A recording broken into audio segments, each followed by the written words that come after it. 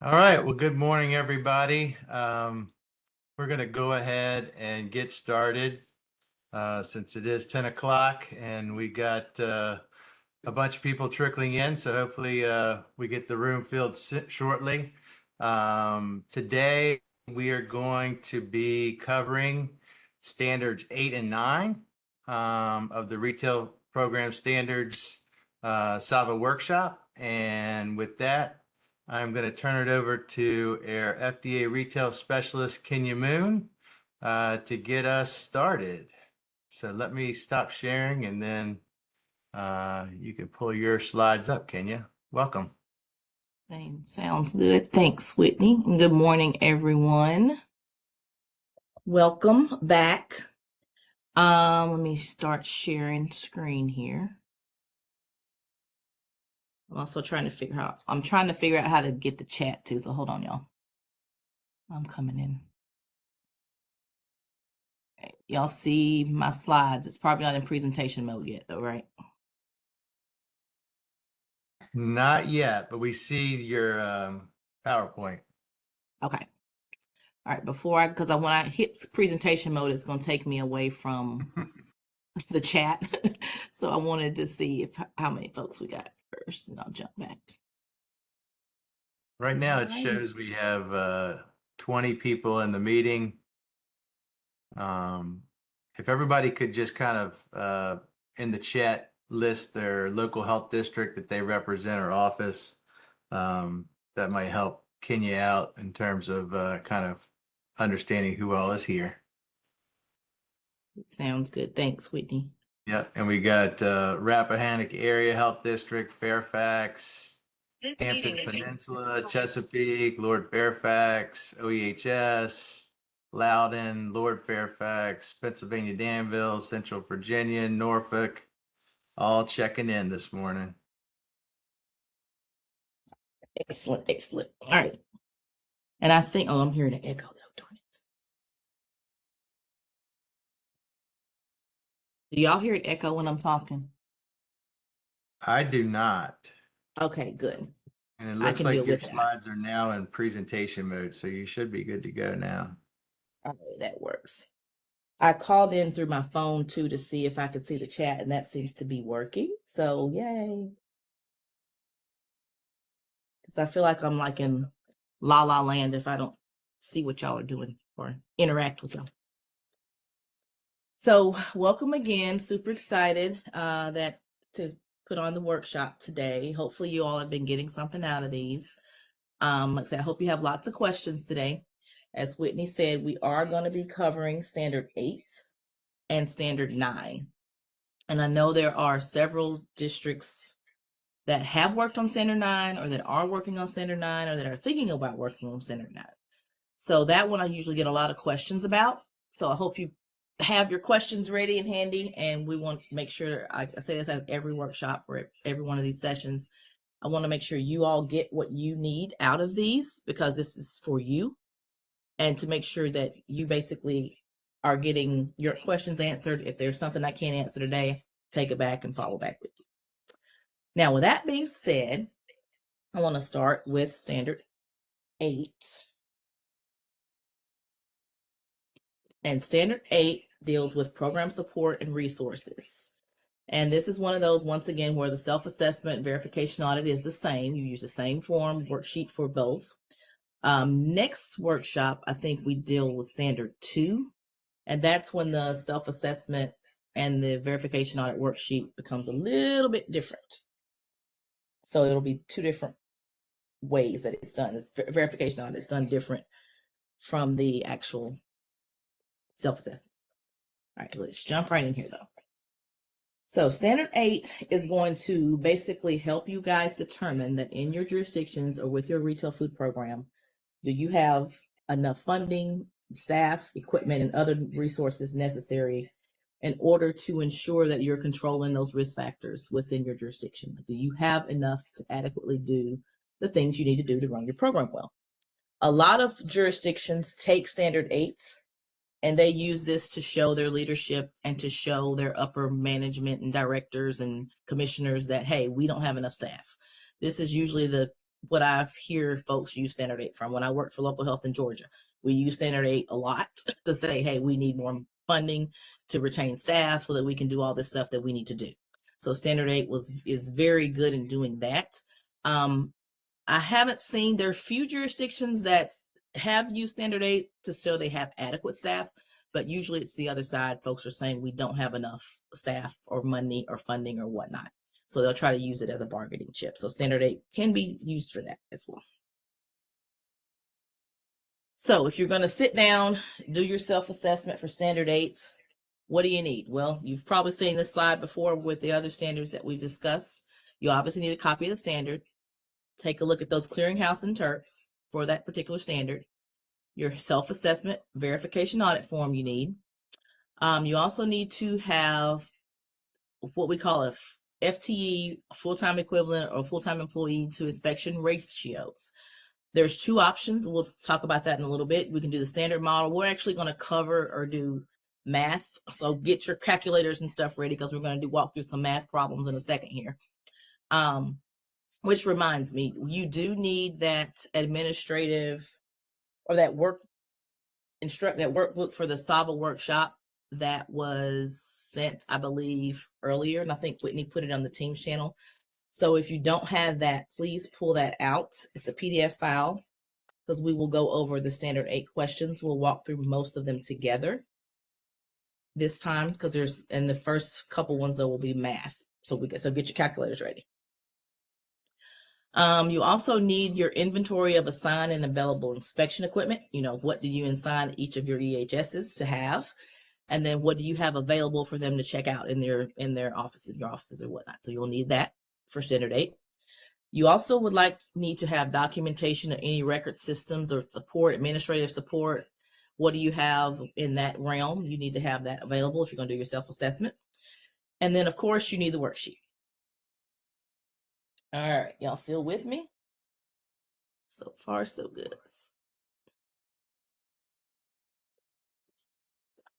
So this is from well, it doesn't look like this anymore, but this is from the CFP website. It's still on there. CFP has Excel spreadsheets and instructions and documents that you can use if you're doing an alternative method to Standard 8. Like I said, we're going to discuss the Standard 1 method today. But what I want to do, I'm going to stop sharing this screen for a second. And I'm going to actually pull up this website. Let me see.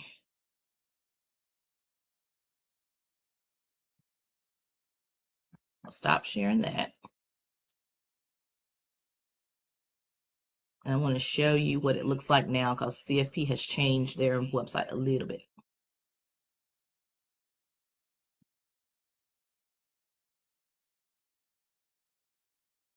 All right, so I think I'm going to have to share my whole screen this time. Let me see. Let me just do entire screen share. All right. So if we were to go to the Conference for Food Protection website. We can see your screen now. Okay, perfect. Thank you. So you go to foodprotect.org, and then at the top of the screen, you will see this blue tab here. You would go to guides, and when you scroll down to guides, you'll see all kinds of documents that have been produced by CFP. For Standard 8, here is the alternative workbook that was done in 2023. So that screenshot I just showed you, all of those things are here. You've got instructions, you've got single documents, page 1, they health risk codes, things here. These are like spreadsheets you can click on and see if you want to do an alternative method. We're going to go through an example of a standard method. Alternative method you could use if you don't want to show that you lack resources. Some jurisdictions want to do an alternative method. You have the option to do that. Then if you continue to scroll down, the one that most folks use is the standard method. And it is, I wish they were in the same place. So here you got Standard 8 staffing level assessment worksheet. And you would click on that and the worksheet would open and it would look something like this. Now, this is gonna, you would pull in your numbers, you would inspection, you've got several tabs at the bottom. local number of food safety inspections, how many inspections you'd have, you pull all that in. It tells you some of the parameters. We're going to walk through this in the standard in a minute. But standard 8 wants you to have a FTE ratio that falls between 280 and 320. You see that here on the spreadsheet that's listed there. So that would your numbers, you would plug your numbers in here to see if it matches. Inspection data tab, you've got a FTE calculation. We're going to go through that in just a minute together. Then you have a data supplement worksheet. You got all kinds of worksheets. I'm not going to go through each one of them, but this is a useful tool for you. So I wanted to show you where it is and where that is available on the CFP website. I would recommend just downloading this, saving it to your computers in the office if you want to choose to use this. And then also another option is if you are a member, and I think most of you are, because I'm switching back to my slides now. Most of you are members of the Food Shield Program Standards Resource Site. That's another option for you. You can go to Food Shield and those worksheets are there. Some of them may even be more detailed and filled in already for you. So that may be another option that you want to try as well. So there's plenty of options for you. Okay, great. I knew this was going to happen. Now my slides aren't coming back up. Hold on. I'll stop gabbing for a minute.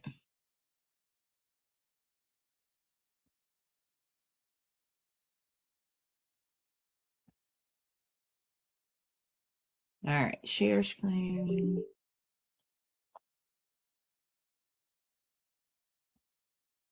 All right, I got to just share my entire screen again. That's fine.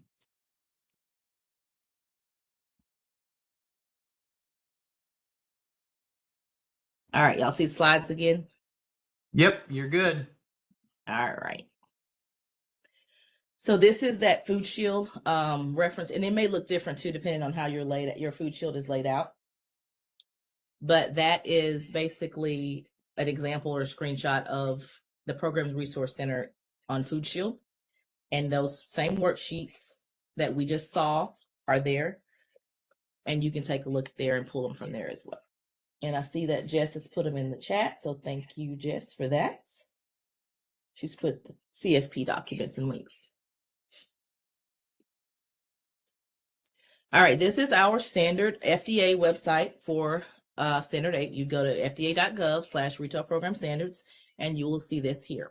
And you notice on this particular standard, you do have, now this, I will caveat the bottom two bullets, the worksheets, the staffing level worksheets those links are broken. They do not work right now. We have no way to update them right now. They've stopped us from updating our website, so we cannot update these. So these links, when you click to those, they will say they're not working. At least as of yesterday, they were not working, and I don't think they're fixed yet either. But they are not working right now. But the top three bullets are. So you can access the Standard 8 PDF version, and you can also get your self-assessment verification audit form and your worksheets.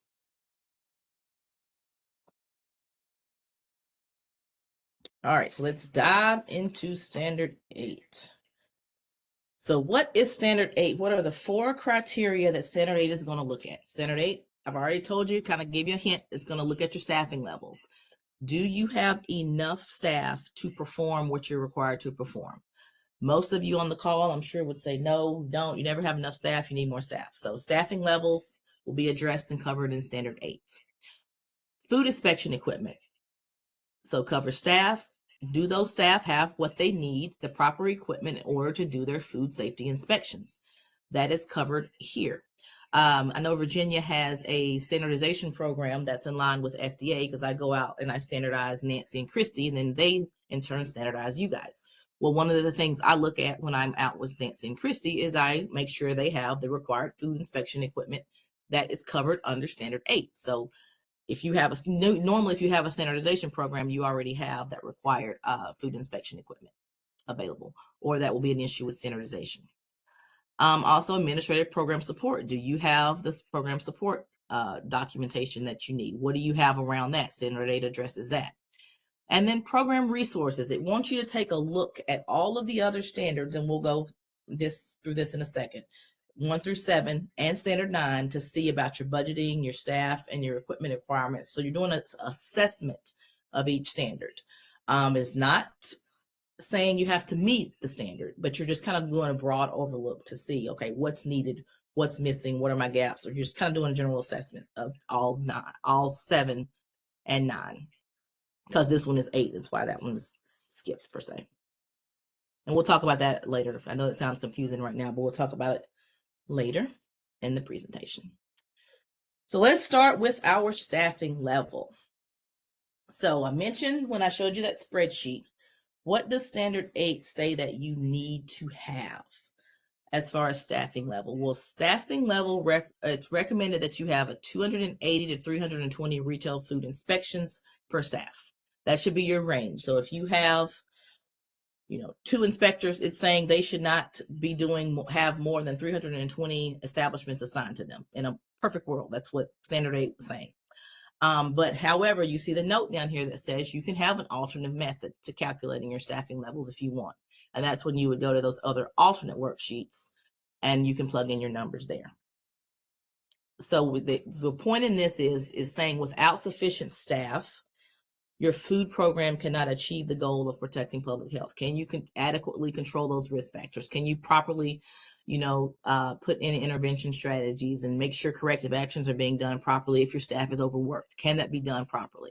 So that's why that Standard 8 picks this ratio of 280 to 320. Kenya, we have a question in the chat. Do these numbers account for other programs outside of retail food? This is just for retail food.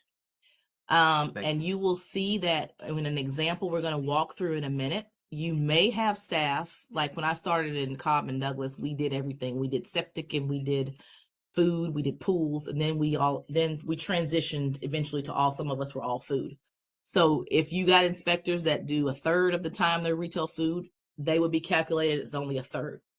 So you want to make sure that this is only pertaining to retail food. So good question. I hope that answered the question. And let me know if I didn't understand it, but I think that's what you were asking. And thanks, Whitney, for letting me know about the question. All right, so take out that PDF document, that workbook, the audit workshop workbook, and let's turn to Standard 8, and we are going to walk through some questions together.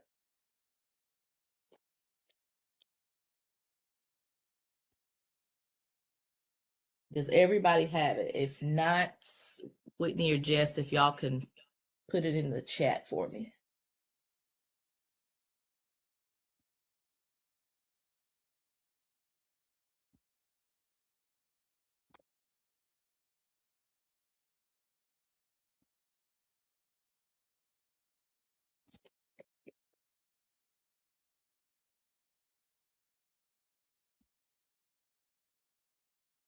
And I see a question in the chat. Does this account for risk categories? Facilities assigned to risk categories 3 or 4 would require more inspections annually compared to risk categories 2 facilities. Yes, it does take that into account, which is kind of why it gives you the ratio, because it knows that you would spend more time on certain, higher risk facilities than you would lower risk facilities.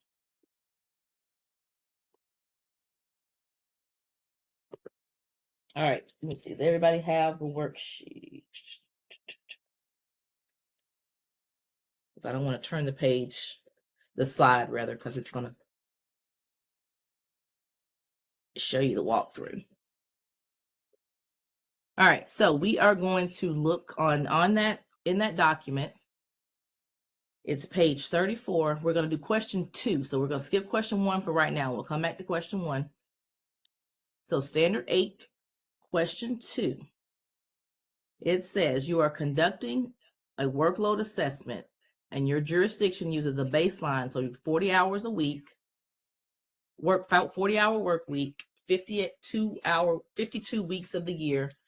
And if you multiply that out, you get 2,080 total available hours. Now, if those of you that were familiar with that worksheet I just showed you, you noticed that was 2,080 of it. This is the standard calculation that folks usually use. So we're not doing an alternative method again. This is a standard calculation. Jurisdiction has obtained the following information from its administrative staff to calculate the number of productive hours available to each full-time equivalent or FTE responsible for retail food inspections. So you've got a 40-hour work week, 52 weeks in a year. You got 2,080 total available hours.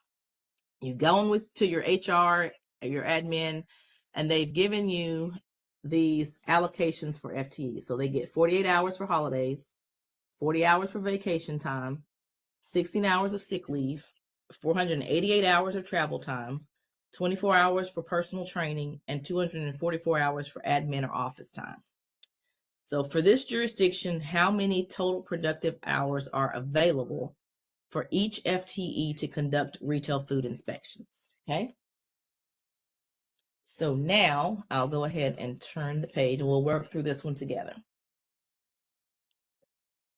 So the way we do it is, like say 40 times 52 will give you 2,080. Then what you're going to do is you're going to add all of the information you got from admin, those holidays, vacation time, sick leave, travel time, personal training, admin office, and all of that. So that gives you, if you add all those together, somebody tell me, what do you get? What's 48 plus 40 plus 16 plus 488 plus 24 plus 244? What do we get?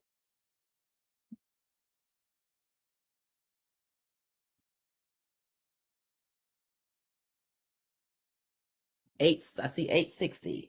And Whitney has placed the manual in there. Thank you, Whitney. And Jim was quick on the draw. We have 860. So now we are going to subtract. Got 2,080 available hours. You're going to subtract 860. And that gives you 1,220. So you've got 1,220 productive hours for staff.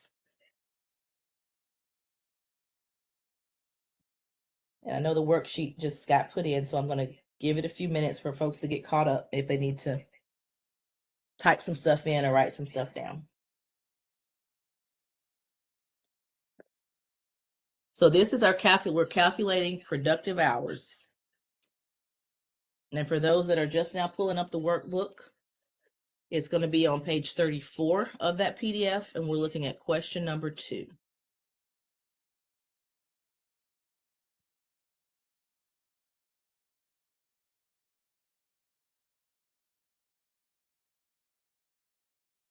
And just to review, we're calculating with this question, it's asking us for productive hours.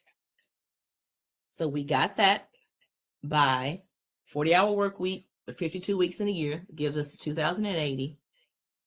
We add up all the holidays, vacation time, etc., that we received from our HR department. We took that number, subtracted it from 2,080, it gave us 1,220. So that was the answer to number 2.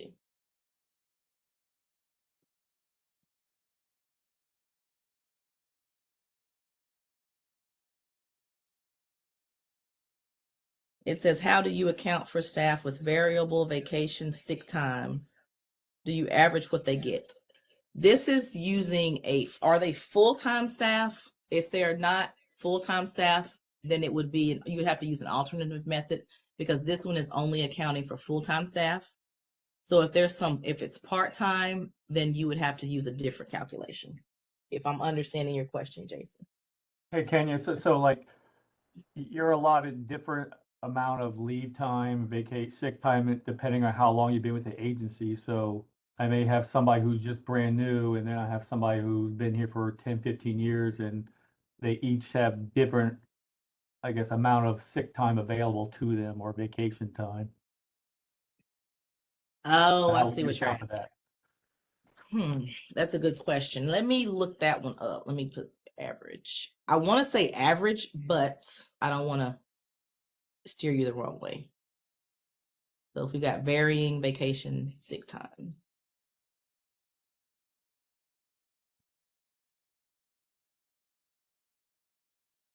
All right, so put a plug in that, and I may have to answer that one after the workshop. Make a screenshot of the question, but great question.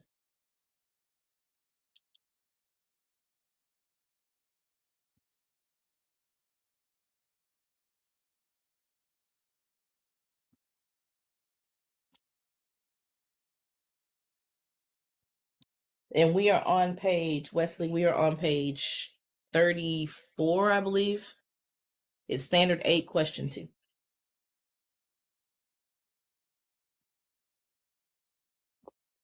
In the PDF. And if that is the right page number, y'all, right? Somebody that's there and let me know. Because my slides may be wrong. I think the slide said page 34.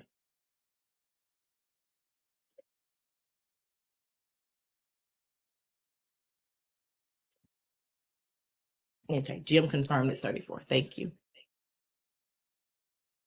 All right, so let's go to the next question. Now that was question 2. So we're gonna keep that number. Remember we calculated 1220. So now we're gonna answer question 3. It is asking us, question 3 says, your jurisdiction is small and you have the following staff resources for your retail food program. You have 3 full-time inspectors. You have 3 inspectors that devote half their time to retail food. And then you have, where's my other page? Got pages everywhere, y'all. Then you have 1 supervisor that devotes a third of her time to the retail food inspections. So using the number of productive hours that you derived from question 2, that was at 1220, you want to calculate the total hours that are dedicated to the retail food inspection program. So this is going to help you show how many total hours you have currently dedicated. So how are we going to show that? Let's see. And this is where those spreadsheets come into place. That's where you would plug in the numbers on the spreadsheet. But for the sake of the training today,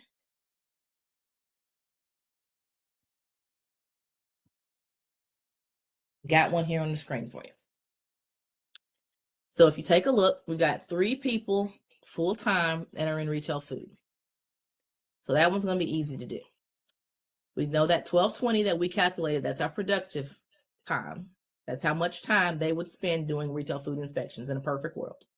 Multiply that by 3, that gives us 3,660. Okay. Then we've got those 3 folks that are only devoted to the program half the time. Half the time they're doing other things. Maybe they're doing septic or something. So they're half-time septic and they're half-time retail food. So you would take 1220 divided by 2. That gives you 610. And you multiply that by 3, that gives you 1830. Then remember we have that 1 supervisor. And that supervisor, we said, is devoted a third of the time. So he or she supervises other staff doing other parts of the program. So you're going to take your 1220 there, divided by 1/3 or multiply by 1/3. It gives you 407. Multiply times 1, and that is 407. Okay. Now you're going to add those numbers up, and that gives you the 5,897 for your total hours that your staff spends in retail food, conducting retail food inspections or activities. And you're going to divide that by their conversion, your productive hours, which was at 1220. And that means that you need to have 4.8 FTEs devoted to retail food inspections. But we don't have 4.8. We've got 3.5 or whatever. Okay. Does that make sense?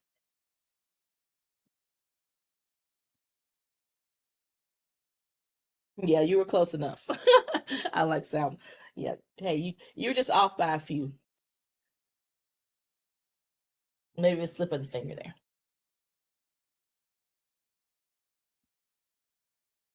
All right, any questions on that? Like I said, the spreadsheets have all of the formulations included in it anyway, but this is, we're just doing it the old-fashioned way today.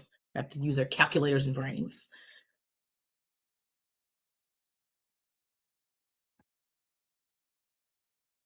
Okay. Now, question 4 is asking us,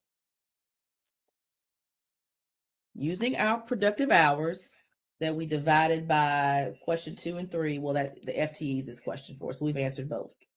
So your answer for question 3 was 5,897 hours, and your total number of FTEs was the 4.8.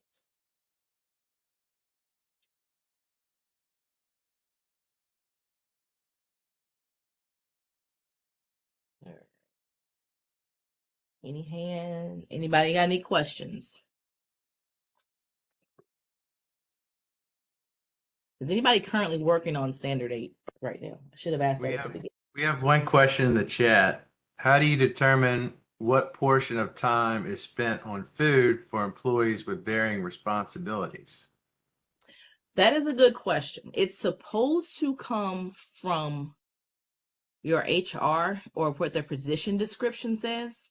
Like for instance, I'm fully devoted obviously to retail food, but in my PD it says I'm 50% travel. So it should be in their position description. You know, they do third of time devoted to restaurants or third of time devoted to, you know, pools in summer or whatever. But if it's not that detailed, you'll have to get an estimate or average from the employee and the supervisor. You all have to come up with the amount of time, honestly. And if they end up being honestly spending the majority of their time in retail food, like we had, I think one workshop, somebody said they were supposed to be 50-50 septic and 50 food, but they spend 75% of their time actually in the food program. They considered them a FTE, a full food inspector, because they spent very little time on other duties. So the best way to get it in summary is from what the position description says, but if it's not there, you'll just have to average or calculate based off of what the employee and supervisor agree that they are doing or working on. I had a question, Kenya. Question, Charlotte. In terms of the conversion factor number, the 1220 there, is that something that you should try to identify for all, and then based on their duties or based off of, like Jason brought up, like leave and stuff like that, alter the number in terms of the number of employees, or do you try to identify different conversion factors for different staff? If that makes sense. It does. You want your productive time to be one number if possible and the same Okay. number. That's what I was Yeah, thinking. Okay. especially if you're going to use it to show that you need staff, because this productive time is showing what should be spent doing these retail food inspections. And we know it doesn't happen that way, where you don't do that. So it should be the same number across the board if you can get it that way. It's the best. Right. That's the way that was the original intent of the standard. So come up with a productive time for the typical full-time employee, and then use the other variables to determine the multiplier. Yes. Yeah. Okay. I think you said that more eloquently than I did.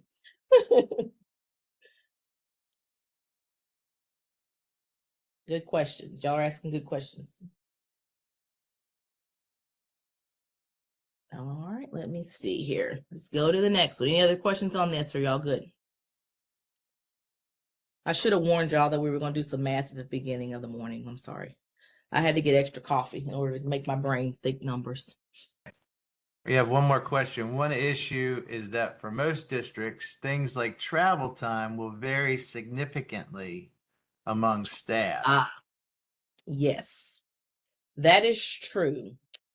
Because I think like when I started, what we did for this one, Jim, and I don't think there's a right or wrong way to do it. We did try to get as close to an average, erring on the longer travel time. Because like I worked in a district that was a metro suburb of Atlanta. So we had some folks where you had clusters of things that are close by, but then you had rural areas where people had to drive 20, 30 minutes to get to inspections. So travel time was significant. So what we did was try to get an average travel time, but we took the higher number, if that makes sense. Just to show that, hey, we need, staff. So if you can get it, and that will, you may have to, if you can get an average for employee, but then that's going to make your productive time be off though. So in the travel time case, you may have to just take an average number. And I see, okay, yeah. And if you have more detailed questions and we need to talk offline too, we can. But yeah, I would just do an average probably for that one.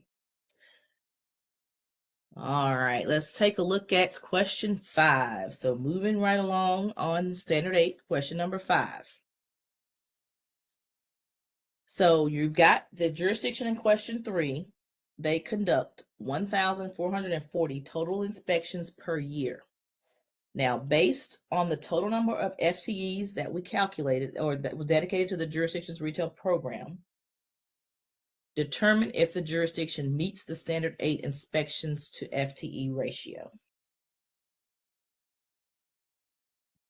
So we calculated they had 4.8 FTEs, and now they're telling us that they conduct 1,440 inspections.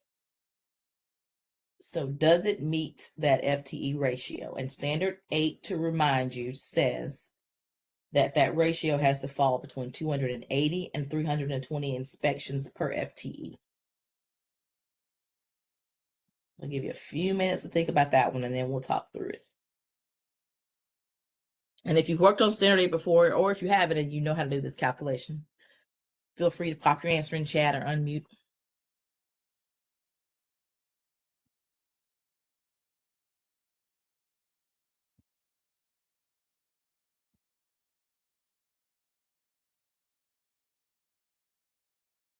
All right, let's see what we got. So that's how it works. That's how you break it down.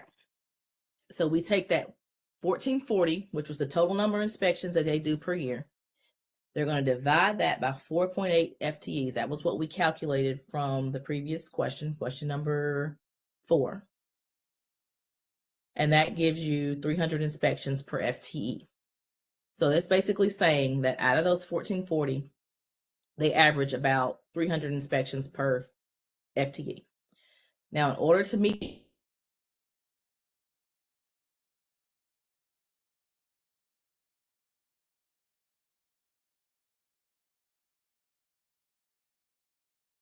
And yeah, I think we lost your audio. Maybe she's trying to log out and log back in. Hang on, folks. oh, wait a minute. Did I There lose she y'all? is. Yeah, you Okay. lost us for a second, but you're back now. We don't see your Okay. screen.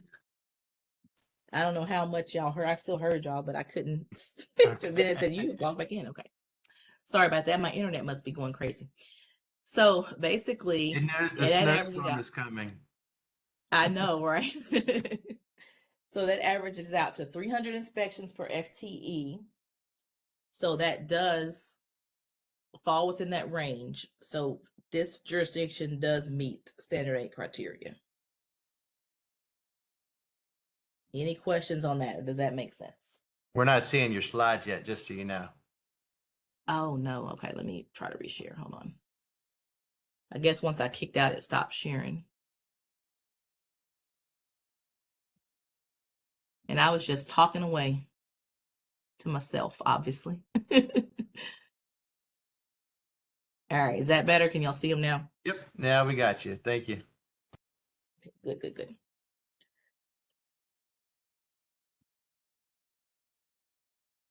All right, any questions on this? We have one question in the chat. The 1440 number is the number of inspections in the jurisdiction that should be getting done in a year. Number of facilities and risk categories factored in, question mark. Yes, in this example, the 1440 was just the number of inspections that the jurisdiction, like they went to their database and they said, okay, we got 1440 inspections done last year. So it does take all of them into consideration. So yes, good answer. Good question. That was what they actually did within that year.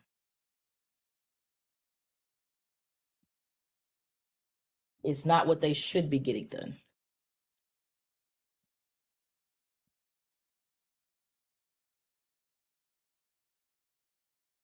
Okay. Any other questions?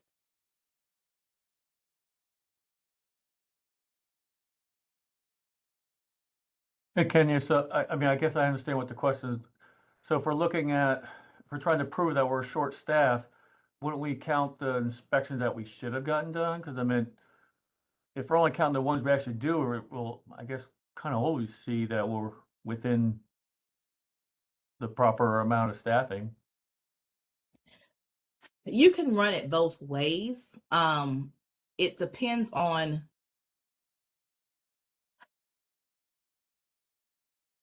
the way the calculation did it. They said they did 1440. This is a kind of a bad example because this one met it. But usually this number of inspections done don't fall within that ratio. It's usually less than 280 averaged out. But I would plug in the numbers both ways. Like if you do it this way and you say, okay, we did this number of inspections, but it met, but we were supposed to do this number, then yes, I would use the higher number of inspections. And you would say, we were projected to do, X amount, say 2,000. We were supposed to do 2,000 inspections and we only got, we did 1440. So yeah, in that case, you could use the higher number, if that makes sense. All right, appreciate it. Yeah, and I was also going to add to Jason's comment that, if you do your math and you do it based off of the number of inspections that you actually did, and it comes out and shows that you have the right number of inspectors or staff to do that many inspections, you can also then separately, do the calculation to say, well, that's not the total number that we should be doing based off of risk categories, and make that argument that, we have enough to do this many inspections, but we need to have enough to do X number of inspections, to be able to kind of make your case for additional staffing needs. Yeah, that actually makes sense, Whitney. Yeah. That's a very good way to do it. You want to prove your case, and this will give you numbers in order to do that.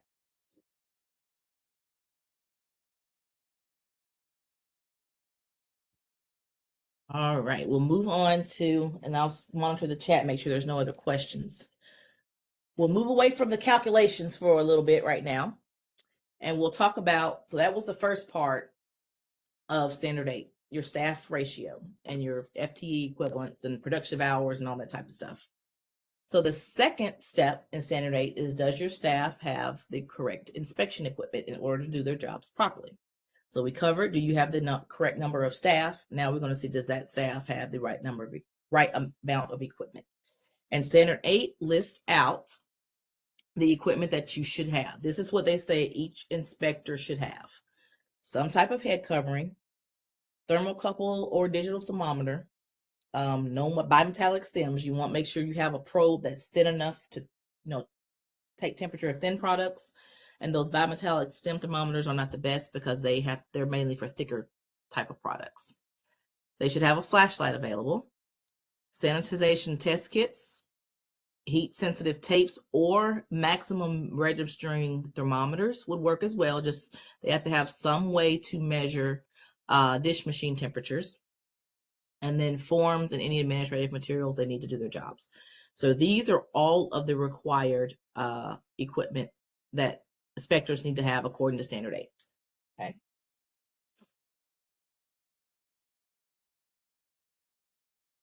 And that sanitization test kit thing may or may change later, if depending on what happens at CFP, because you may be aware now that there was an issue submitted, I believe, last year, where EPA doesn't require test kits on pre-mixed sanitizers. So, well, you still would need, like, I guess, if they're mixing like chlorine or something, but if it comes in pre-mixed, they're not required to have test strips according to EPA. But right now it's in here that they have to have sanitization test kits.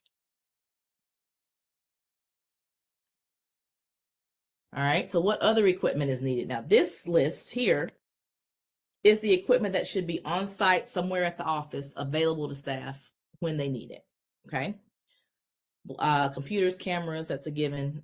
Black lights, light meters, those are optional equipment that should be available in case they need it for, foodborne illness investigations or for any type of investigation that they're doing within a facility. pH meters, So it's not required for each inspector to have a pH meter, but it's good to have one available that they can check out or take in the field if they know they're going to do an establishment that, say, acidifies rice for sushi or something. You want to have a pH meter available. Foodborne illness investigation kits should be available when needed. Sample collection kits, data loggers, and cell phones. So it's not requirement for you to issue cell phones to your staff. If you do, that's great and wonderful. But it's optional. Staff should be available if they need it. Like if they're going out somewhere and there may be issue with cell reception. I know we used to have those satellite phones that were horrible, but they work whenever. If cell towers go down, those things are working. So that's some optional equipment available to staff when needed. And now everybody has personal cell phones too, so that could also take into account with this one. Kenya, we have a question to chat about the foodborne illness investigation kits, and if maybe standard 5, is there a specific equipment that is required in those kits? I don't think it's in standard 5, but it's either in, I think the C4 guide has what should be available in a foodborne illness investigation kit. It's in one of those guides, and I Okay. would have to give you the exact link. I'll see if I 'cause can know get we a talked- link to the C4 website on the chat. Yeah, I know I put it when we talked about that one, but I believe it's in there, and it mentioned AFTO also used to have it on their website, but the last time I looked for it, I didn't find it. But they may call it Go Kits or something like that. Just what you need to investigate. But I'll try to find a link to and post it or send it out to the group. I can put it in the Teams channel. But good question, Casey.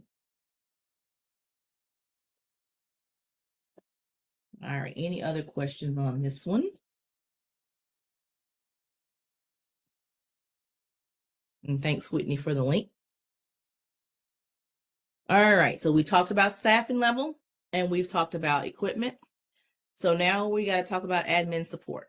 So this one is very broad. This third criteria is very broad based. So it's basically making sure you develop or have a written set of procedures or protocol that are based on these elements listed here. So does your jurisdiction have documentation or calculations that show, do you have sufficient resources available? Can you report pertinent information that you need to? Do you have software? If you do you have documentation of that software and guides how to use the software and things like that?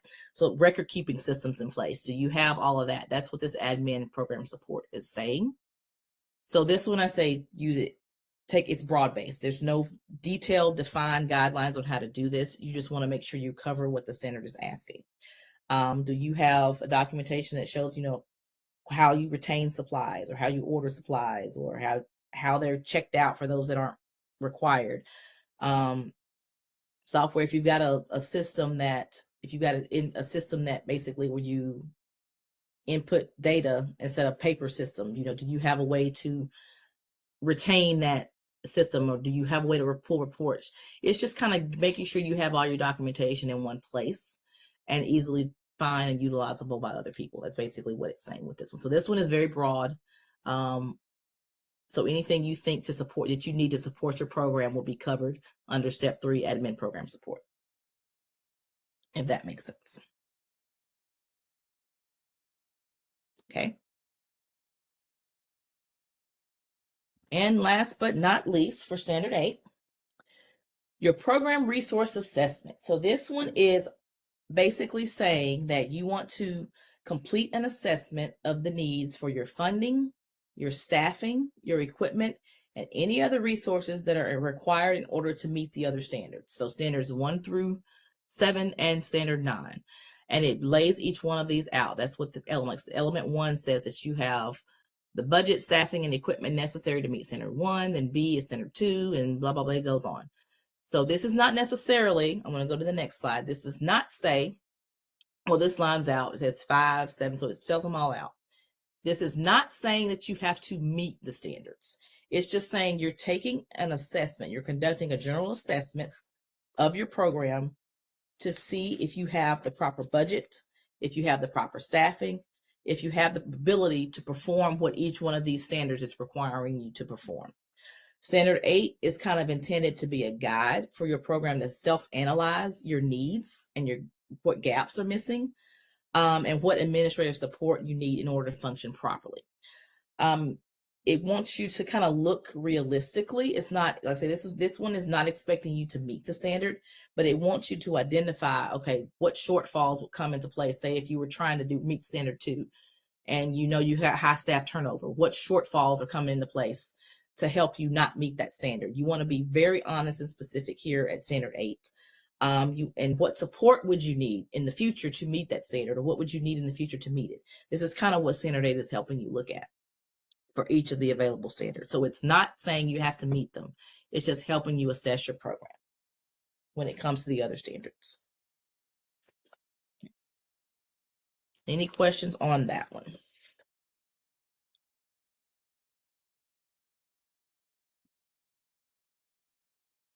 Checking chat. I see none. All right.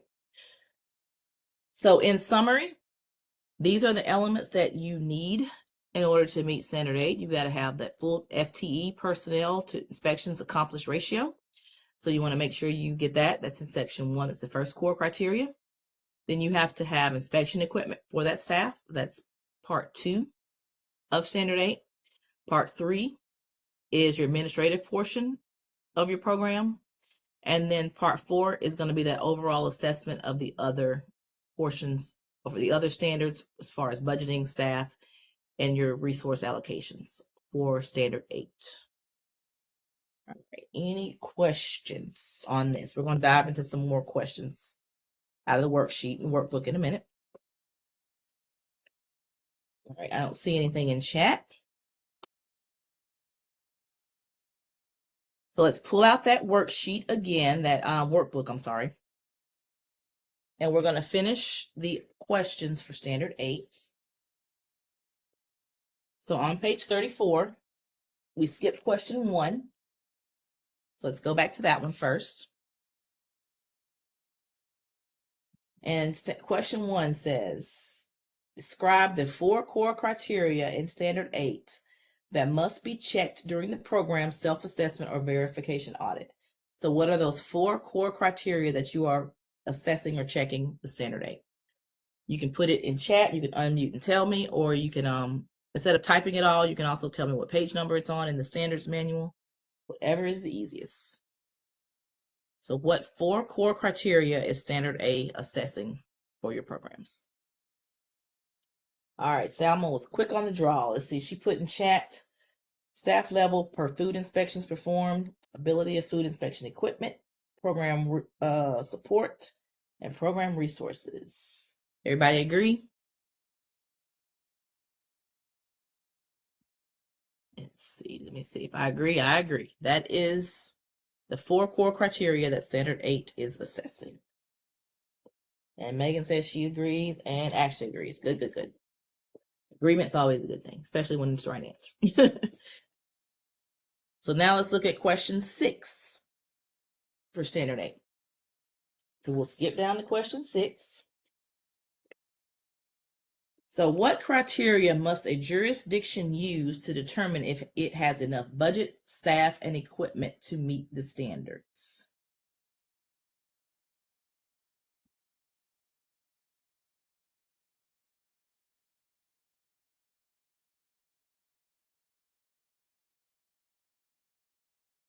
So if you were doing a standard 8 self-assessment,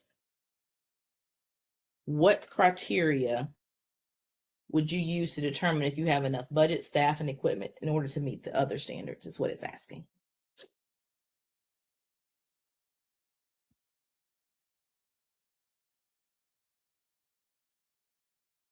I don't like the way this is worded. I got to change this wording of this question.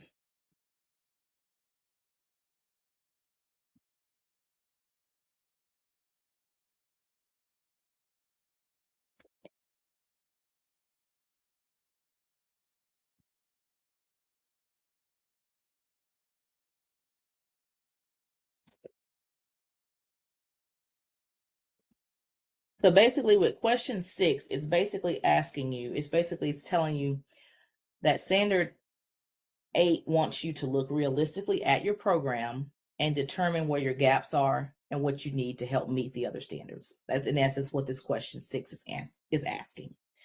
So let's jump to question 7. And question 7 is saying jurisdiction completed a self-assessment of your budget, your staff, and equivalent for standards 1 through 7 and standard 9. Your jurisdiction, however, reports only meeting standards 7 and 8. Since the jurisdiction doesn't meet standards 1 through 6 and 9, is it still possible for them to report meeting standard 8? What do y'all think? Yes or no? Can they still meet standard 8 since they didn't meet any of the other standards? All right, Jim was quick on the draw. And I see Ashley and Megan agree. Yes, it's very important that you can still meet, because here you're just completing the assessment. It does not take into account whether you met it or not. So because of that, you can still meet standard 8 and not meet any other standards, because you've completed the assessment. It's been completed, so that means you met the criteria for step 4 for standard 8. So good.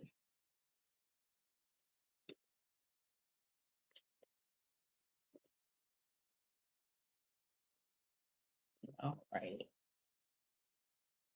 All right. Any other questions on standard 8?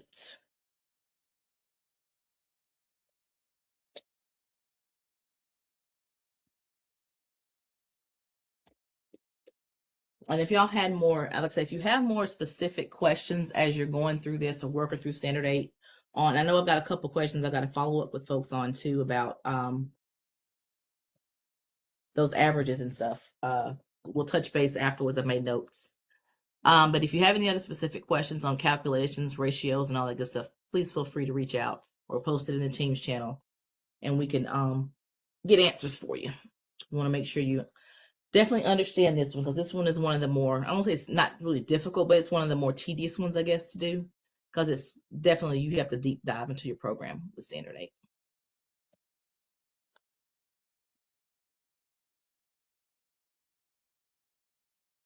All right.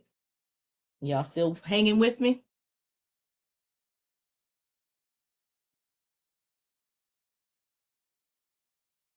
All right, does anybody need a 2-minute break or so before we go to standard 9, or y'all want me to keep going?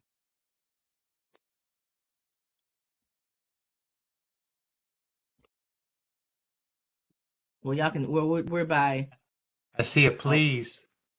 please for break. Okay. Oh, keep Maybe a rolling. 2-minute break. Okay, let's take a 2-minute We got break. Let me somebody says refill. keep rolling. Oh, keep let me see. All right, Jim, is yours for break or keep rolling? Let's do a 2-minute break because I need to refill my water. My voice is That holding out sounds though. So good. yeah, let's That do a sounds 2-minute good. break. 2-minute break.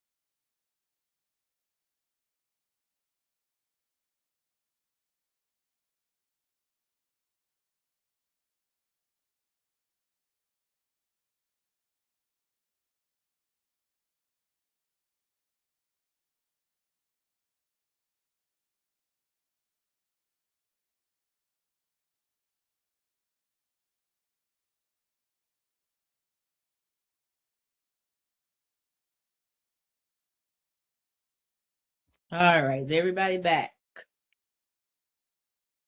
Let's see. And there's a couple of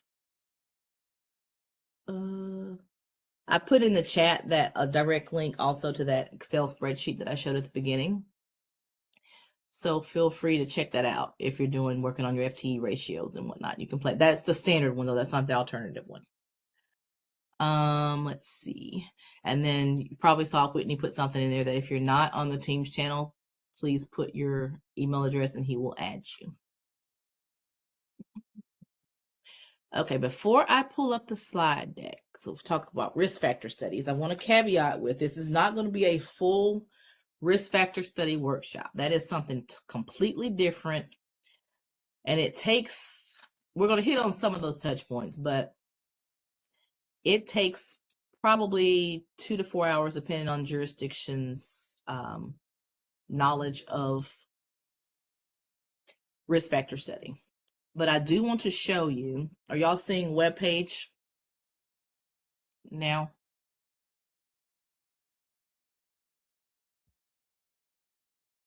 Yes, we Okay, are. see, yes. Yep. All right, so I wanted to show you that if you go to you can type fda.gov/retail food protection, the normal link. You will go, well, let me go there this way so that way you can see how I get here. So it'll come up to this page. Then if you look in the left of the screen, you scroll all the way down, you'll see retail food risk factor study. So we try to make this an easy go-to place where you can get all things retail food risk factor study. You may be familiar, FDA also does our own risk factor study. Like some of you that are in areas, like I live in Fairfax. So if you're in Fairfax, Loudoun, Arlington, I have a couple of places that I have to go do a data collection on. So I'll be reaching out and I'll be like, okay, do y'all want to go accompany me on, we'll figure a date. We'll go out and basically do a pure risk factor study, inspection of whatever the facility is. It's randomly chosen places within parameter or radius of where we live. But with that being said, and all of those reports are here. This is nationwide reports. So this is reports that we've completed and done. If you scroll down to the bottom, there's some documents that you may find handy. For those of you that are thinking about doing a risk factor study, you're like, where do I start? I don't know what to do. Well, this could help you. The first thing I would tell you to go to resources. Like I say, I can always be a resource, and I always like to do the workshop for folks that have not done one before or that is completely new to a risk factor study. And you could click on the risk factor study toolkit. This is where I recommend starting. We tried to make it easy to get all your stuff here in one place. So this toolkit would be where you would start if you're thinking of doing a risk factor study. Now you see there's things in here. It has a link to the actual standard 9 itself. You've got an overview guidance document that'll show you kind of ins and outs. It'll talk about, I know some folks like to use, should you use the most common question I get asked, should I do a standalone risk factor study or should I use my own inspection data? The ultimate answer is it's up to you, whatever you choose. But this guidance document here will actually give you an overview. I think I have it open. I'm going to switch screens. So the guidance document has a section in here actually that lists, 2 main approaches, pros and cons. Should you use data collections or should you use your files? Should you use your own inspection data? It tells you, gives you some pros and cons for you to think about. If you don't have a lot of resources, a lot of people say, well, we got to use our inspection data because I don't have enough time to send people out to do a standalone study. That's perfectly fine. So this document will help you with that, help you determine, whether you want to use your own data or whether you want to just start from scratch and do standalone risk factor study inspections or collections. That's totally fine. Sample sizes, that's a common thing. When FDA does our study, we do a 95/5 confidence interval, and I don't want to get into details on what that means today because it's something that we'll discuss in the workshop. So a lot of times jurisdictions say, well, I want to compare our county to what FDA's study is. Well, if you want, in order to do that comparison, you would have to use the same confidence interval. Ours is very strict, so we have to do a lot of inspections. So if you're going to use that higher confidence interval, you may have to do 300 inspections, whereas if you were to use a lower confidence interval, you could do like 120 or something. So that's something to keep in mind too. And neither one is wrong. It's whatever you think your jurisdiction can fees or can handle. This checklist is the last document I want to show you also here. This helps you plan what you need to do. This is a handy checklist. It gives you steps, it tells you to review standard 9 criteria, review FDA protocol, identify your goals for the study, like what do you hope to answer by doing your risk factor study? How do you plan to use your data? It gives you all of this. You can assign it to different staff. You can have target dates for completion, and then on the left, you can write when you've completed it. So this checklist will be a good place too for you to look through, and that way you will know all the factors. I think it's like a 4-page document. And I don't want to make y'all dizzy by scrolling down, but this will be a very handy checklist. And you can edit this. Like if there's something that's not on here that you want to add, or there's something on here that you don't think you have to do, then you can, I wouldn't say take too many things out, but I would say you can add to this document also if you want to. So that is the risk factor study website and toolkit. And like I said, there is a complete full workshop that I can do also. I usually tailor it depending on jurisdictions to make sure you get the most out of it.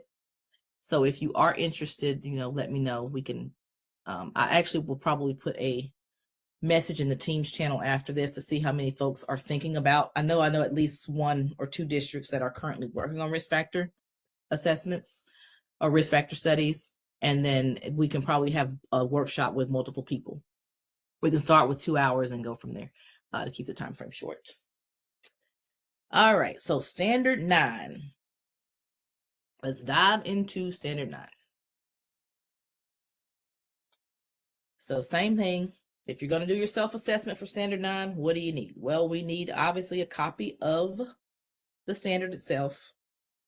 You want to have clearinghouse document, verification and audit form, and you want to have a document. You want to have your findings from your risk factor study that you've completed. So you want to have that report that you've generated. And we'll talk about in detail in a few seconds what that report should say or how detailed you need to get. And then you want to have a documentation of your intervention strategy. So it's important. I want to convey to y'all that your report, the FDA report I just mentioned, let me go to the next slide. If you were to go read on our website one of the FDA reports, it's very detailed. It's very documented. It's a lot of words. It's very wordy. Your reports do not have to mirror FDA's or contain as much narrative as FDA's report does. All you are required to do as a jurisdiction in order to meet standard 9 is to analyze your data. So you're required to analyze that data and tell that story in some kind of way. It does not have to be as in-depth as the FDA report. You want to, as you're analyzing the data, your goal is to see what risk factors need attention in your district, because it may be different in Rappahannock than it is in Fairfax. It could be the same, it could be different, but you want to analyze your data, your report for your particular area to see which risk factors need attention as it pertains to your area. Okay. I've already showed you the website. You will see that standard 9 it doesn't have any worksheets. Some of them had extra bullets for worksheets, but standard 9 only has that self-assessment and audit form. Okay, let's jump back in. So this is going to be all reviewed for most of you. So standard 9 is going to basically, it's a process that you're going to use to determine what foodborne illness risk factors need attention in your areas. You want to focus on assessing those 5 foodborne illness risk factors, and most of you know what they are. So here comes my next question. What are the 5 CDC foodborne illness risk factors? Y'all can put them in chat, or y'all can unmute. Somebody name me one. What's a foodborne? What is one of the 5 foodborne illness risk factors? There's 5 of them according to CDC. All right, I see improper employee health and hygiene. All right, Jessica's got one. Food source or unapproved source, that's second one. All right, we need 3 more. Inadequate cooking and proper holding. There you go. let's see, adequate cooking and proper holding. So we need one more. Hannah gave you 2. So we got poor personal hygiene. We got that one. Unapproved source. We got that one. Inadequate cooking and proper holding. And Eileen's got it. Contaminated equipment. Good. So those are the 5 foodborne illness risk factors. So I like to say, you probably heard me say this more, in a perfect world, if all of those were controlled, there in essence would be no foodborne illness outbreaks. So your risk factor study is going to focus on those items in the code that address those issues being out of compliance. And you want to see how often those items are out of compliance, what you can do, what intervention strategy you can do to control those items so that when the next time you do your risk factor study, they're not out of compliance or as much. So your out of compliance rate would hopefully be lower. Okay. So what are the 3 core criteria that Standard 9 looks at?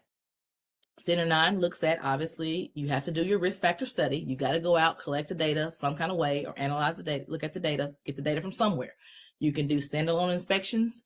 You can pull from if you've got a electronic database, you can pull from your database. You have to get the data from somewhere. So you either got to do it or you got to pull from your database.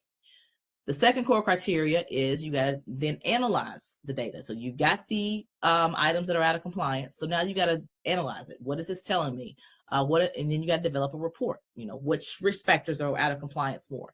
If you're familiar with the FDA study, we generally find that cold holding is one of the ones that's always out of compliance. It has a high out of compliance rate. So that's something that we're trying to figure out. Okay, how cold holding, and I think, oh my gosh, I can't remember the other one. It's slipping my mind. It'll come to me for the end, but cold holding and cooling. Cooling, I think, was the other one. So you want to make sure that you're coming up with some intervention strategy to control at least one of those that you have high out of compliance rates on. And that's where the third one comes in, your intervention strategy. We'll talk more about those in just a second.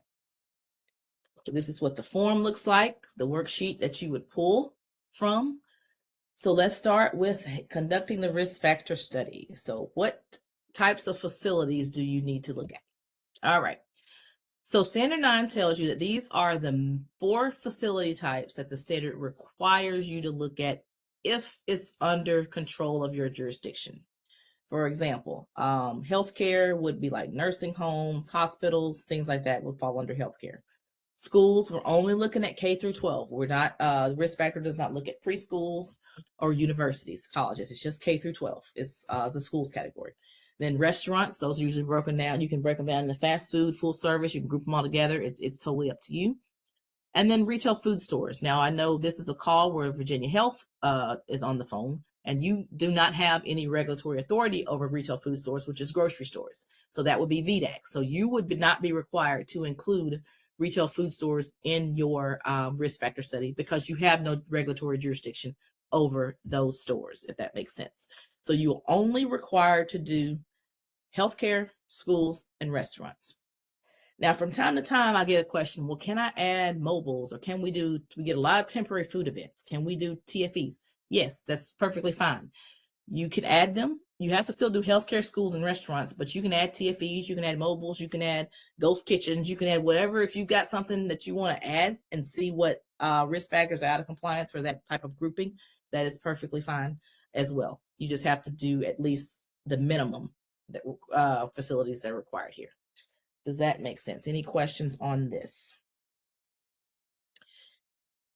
And I know you guys don't do grocery or retail food stores, but one of the caveats for the FDA study, for our purposes, when we go out and do the grocery inspections, they have to have a deli. So it can't just be a grocery store that just serves, all packaged foods, or even just have a meat and seafood department.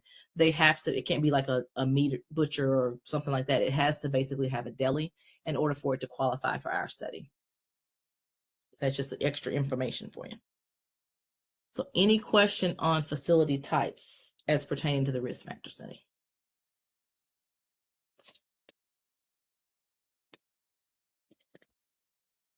All right, this you already got. So you basically told me that these are the 5 foodborne illness risk factors. So that basically means when you are conducting your risk factor study, that you want to make sure that those inspections or assessments cover these 5 foodborne illnesses. food from unapproved sources, improper holding, adequate cooking, poor personal hygiene, contaminated equipment, and protection from contamination. Those things have to be assessed on your form. For example, if you are familiar with FDA's form, and if you're not, you will know that, well, I'll tell you if you're not, but there is 10 primary items that we look at, and they're all grouped into these 5. So we look at cooking, we look at holding, reheating, cooling. Unapproved sources is on there. We look at that one also. We look at poor personal hygiene, hand washing, how did they wash properly, when they wash their hands, proper procedures, all of that's grouped under employee health, all of that's grouped under poor personal hygiene. And then contaminated equipment, we look at, do they have manual washing procedures for their utensils, equipments, and things like that? Do they have a dish machine? Do they have proper sanitizers? Do they know how to use their sanitizers properly? All of that goes under, are they storing raw away from ready to eat? Are they using the proper storage hierarchy? All of that's under the contaminated equipment and protection from contamination factor. So all of that is covered on the FDA form. So things such as, because people are usually surprised when we go out, like when we do our risk factor study, I'm not looking at dirty floors. I'm not looking at broken tiles, ceilings, that unless there's a ceiling dripping down onto a food product, that would go under protection from contamination. But I'm not looking at any of that. I'm looking at basically only risk factors. So this is not a routine inspection when FDA does it. Like saying, if you do standalone inspections for your data collection, we encourage you to only look at risk factors. That's why some jurisdictions actually choose to do standalones. That's a pro to it, but it can also be a con. You don't have enough resources. You got to do what you got to do. You can use your inspection data. So this is, reiterate once again, this is a risk factor study. So you want to make sure that you're pulling, and when you're pulling from your inspection data, you want to pull from those risk factor items. Okay. Any questions on that? What does your form look like? Part 1 of Standard 9 also talks about your form. And we covered this earlier when we talked about, I think it was Standard 3, I can't remember, one of Standard 3, I believe, listed basically what your form should have. So if you have an inspection form, which I believe all of Virginia does, has the in, out, not observed, and not applicable standard way you capture your data, you can use your inspection report. This comes into play. We have some jurisdictions across the U.S. that don't have a form that is laid out like this. So they cannot use their inspection data because they don't have the NO or the NA. It's either in or out.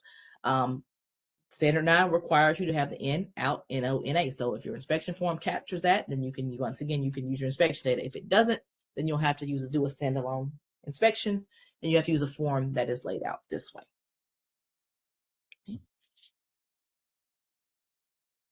All right.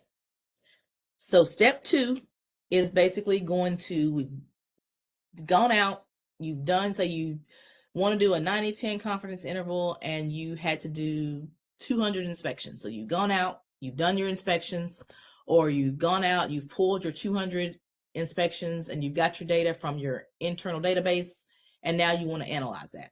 So you want to analyze it, you want to look at it, you want to see what's sticking out, what trends, what are my facilities doing well, and what are my facilities need help at. Like for instance, with the FDA study, we noticed that a lot of places actually have great control over no bare hand contact. We rarely cite no bare hand contact out of compliance, and we rarely cite cooking out of compliance. So folks are cooking well, and they usually have no bare hand contact down packed. It's other things like, say, cooling, cold holding is usually an issue, but the cooking, we know they can cook according to the FDA study. Your jurisdiction may look differently because remember, we're doing a national study, so we may not get to the weeds or the some of the places that you would get to. So data analysis. So how do you want to analyze this data? Well, you want to come up with a report, and your report should basically list the outcomes and conclusions. So you don't have to have a detailed narrative. I believe our report the FDA report is like 20 pages long. It doesn't even have to be that long. You just want to make sure you're analyzing your data and you're basically calling out in your data what your outcomes and your conclusion are. What are your gaps? what are your facilities doing well as far as controlling those risk factors? And you want to identify, though, you want to have mentioned in that report what you want to focus on for your priority of attention. Like what if there is, for example, say you're having issues with reheating in your jurisdiction, you went out and you got several inspections and you got several touch points where you notice reheating is marked out of compliance a lot. So that may be your risk. That falls under improper cooking. So you want to make sure that is okay. They're not reheating properly. What is going on? So that could be one of the ones you focus on in order to come up with an intervention strategy to address that, which will be the third step. So you just want to make sure you analyze data in a way that's understandable to you and your jurisdiction so that you can hopefully, when the next time you do your risk factor study, you will see that that particular out of compliance rate has been lowered and that particular risk factor, say the reheating, is not out of compliance as much as before. So hopefully your intervention strategy has helped with that, help counteract the negative effects of the risk factor out, if that makes sense. Okay. Any questions so far? The risk factor studies sometimes can seem daunting, but they're really not. And I think there'll be a good gauge. And for new jurisdictions that are enrolled, I know it's hard. A lot of times this one seems like a biggie, but this is one I actually encourage people to start with sometimes if they can, if they have the resources and they have the data to support it. Say if they're using an electronic system, because this will actually give you a good handle and good notice to see what your facilities are doing well and what they're not doing well. And it can kind of help you guide your inspections and guide your programs too. So Standard 9 can help you truly do what matters as far as controlling foodborne illness outbreaks. So Standard 9, same with all the other standards, you have to have a risk factor study and a report and an intervention strategy done at least every 60 months. So it's updated at least once every 5 years.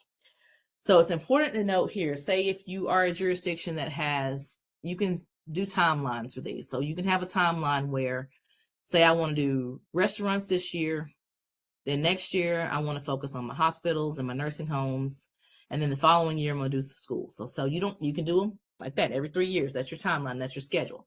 That fourth year, you're focused on your report writing and your intervention strategy. And then hopefully you'll have another year to implement your intervention strategy. So when you come around to your next self-assessment again, or your next risk factor study, where you got to do it over again, you'll have all the data that you need to basically see if your intervention strategy has worked. So it's important to know you don't have to do the inspections or the assessments within the same year. If you choose to do a standalone, you can pull them like year after year after year. Some folks do that. They'll have, like I said, they'll do restaurants one year, they'll do schools one year, or half a year they'll do schools because they're out in the summer, and then they'll come back and may do their healthcare facilities during the summer when the school is out, and then they'll analyze their data the following year, implement their intervention strategy, and go from there.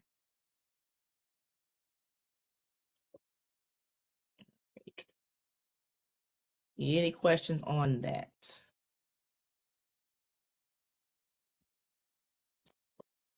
So the third core criteria for Standard 9 is intervention strategy.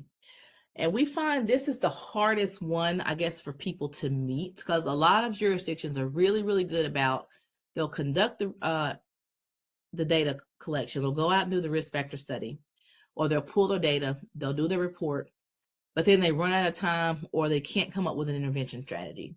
And you can't meet the standard if you don't come up with an intervention strategy that you're trying in order to help that risk factor not be out of compliance.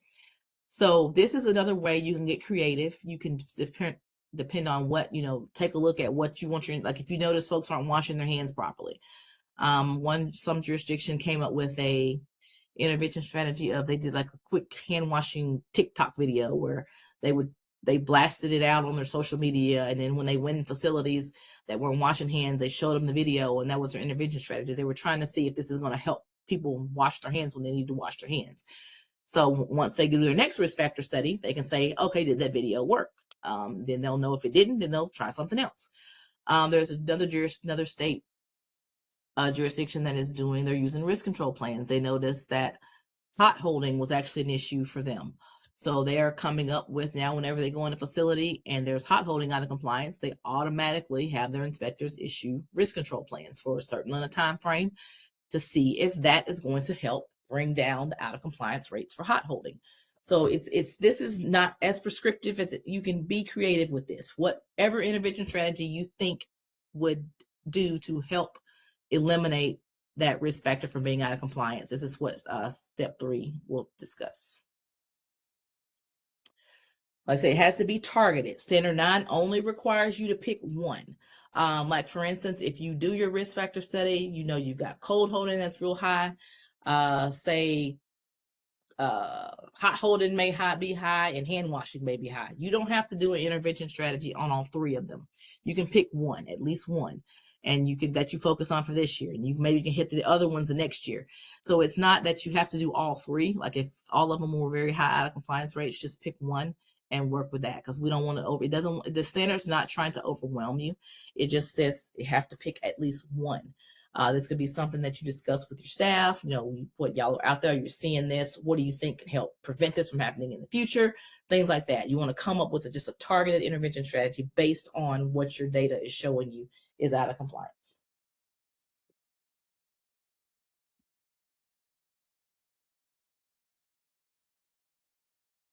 All right, let's see.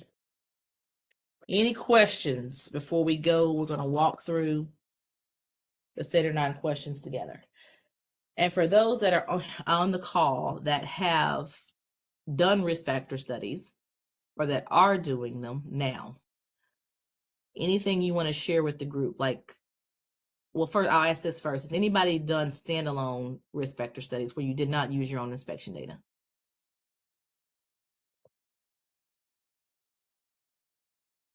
Don't be shy. It's all safe space here, safe space.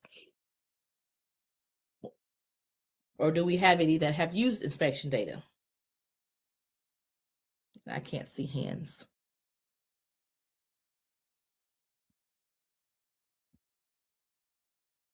Okay, so Victoria says y'all use inspection data, right, Victoria, or was it standalone? In Blue Ridge.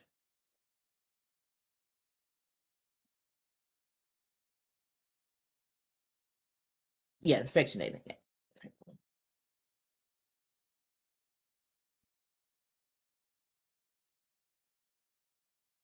So if you're thinking about using, if you're thinking about using inspection data, there's a jurisdiction that I'm not putting y'all on the spot, but you can reach out and I'm sure they'd be more than willing to help you with their pros and cons and what they did and how they gathered their data in order to do their study. Food Shield will be another great source for you all. Like I say, I could talk to you as well, but I always find with this, people get more out of talking to jurisdictions that have done it. I can put you in contact with other jurisdictions also in other areas that have done these studies. Because there's no right or wrong way to do it. You just want to do what's feasible to you, what you feel you have the resources to do in order to make sure you have an adequate and reflective study that shows what your jurisdiction has done. Okay.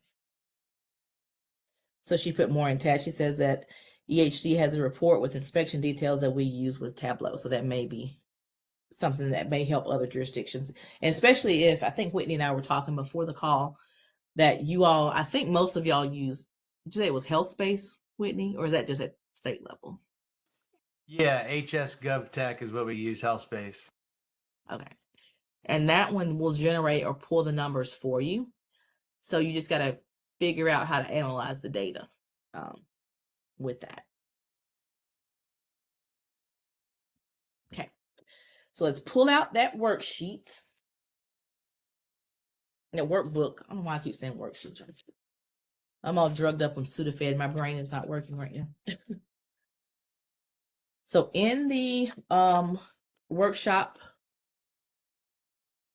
workbook, page 50, well, on mine it's 52, but go to standard 9. I don't know what page it is on y'all's. And we'll take a look at question 1.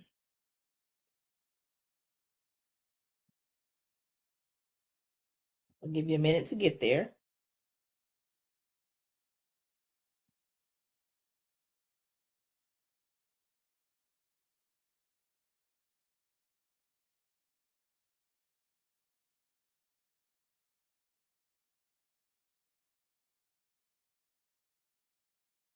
All right, so question 1 is asking us, what are the 3 core criteria in Standard 9 that must be checked during a program self-assessment or a verification audit? So what are the 3 things that you have to do and assess in order to meet Standard 9?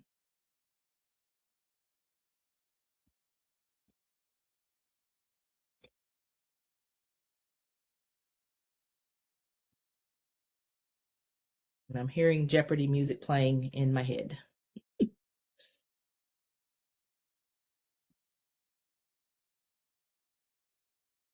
can copy and paste it in chat. You can unmute. All right, Salma started with, she's got one of them, foodborne illness risk factor study. Yep, that's one of the core criteria. And analysis, intervention strategy. Yep, you got to analyze, report. You got to do a report and analyze it. Yep, and you got to do a intervention strategy. Good, good, good, good. And that is the answer. So the 3 core criteria. Good job, y'all. Foodborne illness risk factor study. You got to conduct your study. The second step, you got to analyze your data and write a report. And then the third one is you got to come up with at least one intervention or an intervention strategy to overcome at least one of those risk factors that you saw were issues of concern for your jurisdiction. All right, question number 2. So a local jurisdiction is planning on conducting a foodborne illness risk factor study. They have regulatory oversight responsibility for retail food stores. The state agency has regulatory oversights of hospitals, nursing homes, and K-12 schools. So does the local jurisdiction need to include hospitals, nursing homes, and K-12 schools as part of its study to meet the Standard 9 criteria?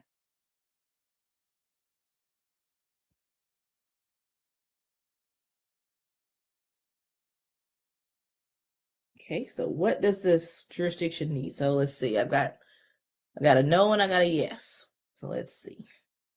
What do y'all think? Anybody else? I'll give y'all a minute to read the question.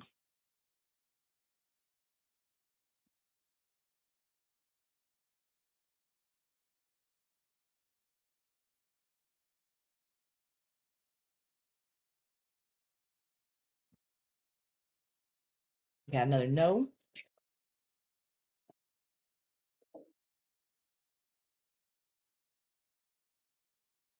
Yeah, for that one, the answer is no. And I'm here questionable yes. So remember it, and this one may be my confusion in how I was speaking, but you're only required to conduct a risk factor study on the facilities that you regulate. So in this example, this jurisdiction only had oversight for retail food stores. So they only regulate groceries. They're not responsible for healthcare, schools, or restaurants. So therefore, they only have to include in their study the facilities that they have regulatory oversight of. No worries, Kristen. And it's a lot of words in this one too. So I see a question, let's see, in the chat. Do you have to analyze your intervention strategy in order to meet the standard? Let me pull up the worksheet.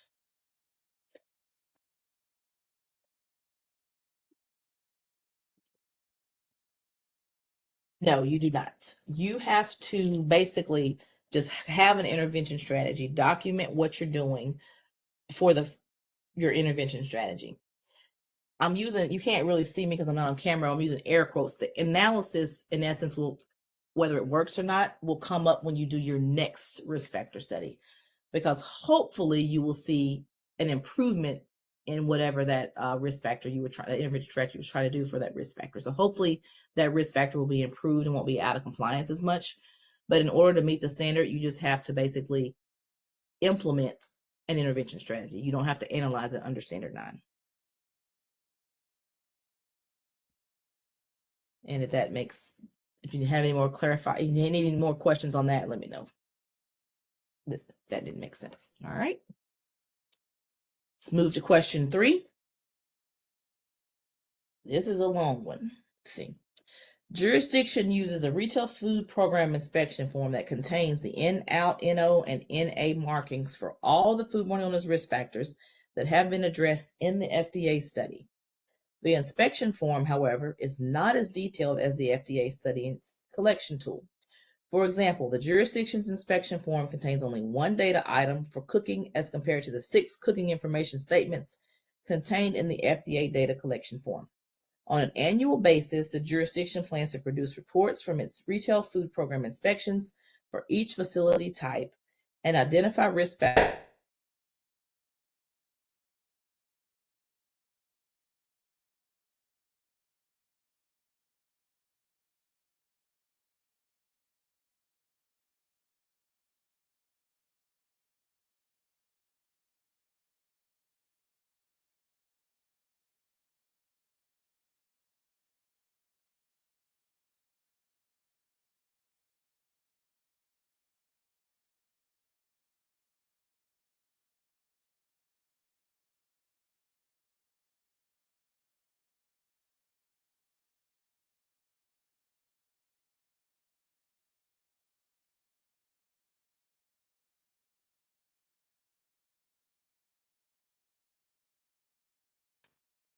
Hey, Kenya, I don't know if you're on mute or if you got kicked out, but we're not hearing you.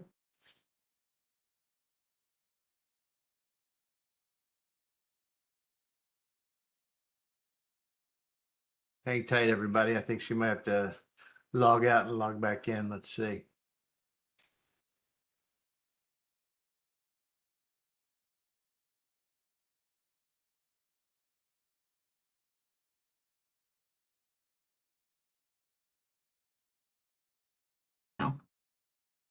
No, we can't hear you yet, Kenya. I see you in the chat there. Okay, I don't know Oh, what's wait, going on. now we got you. We can hear you now. Got me? Yep. Okay, that is so weird. We just can't see your slides again, so you might have to pull Okay. those back up. Thank you. I don't know why it's doing this. Sorry about that, y'all.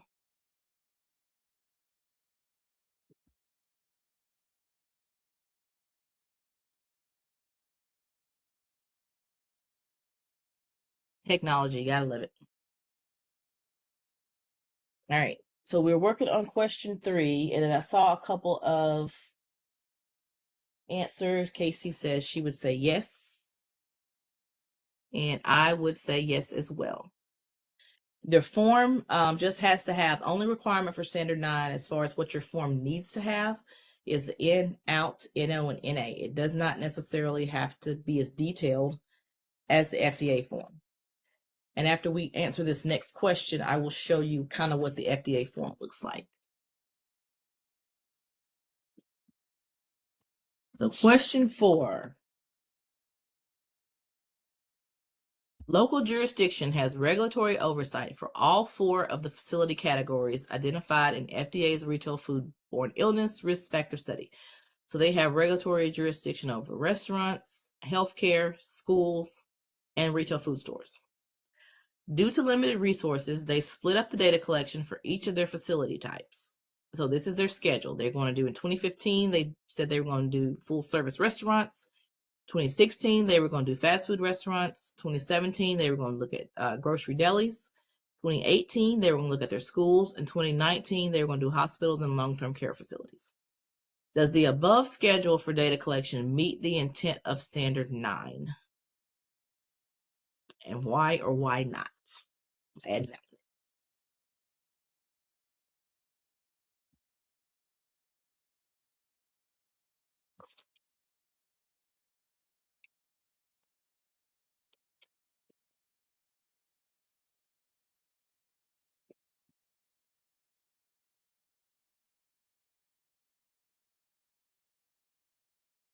What do y'all think? Does the schedule they laid out meet the intent of Standard 9? The full intent.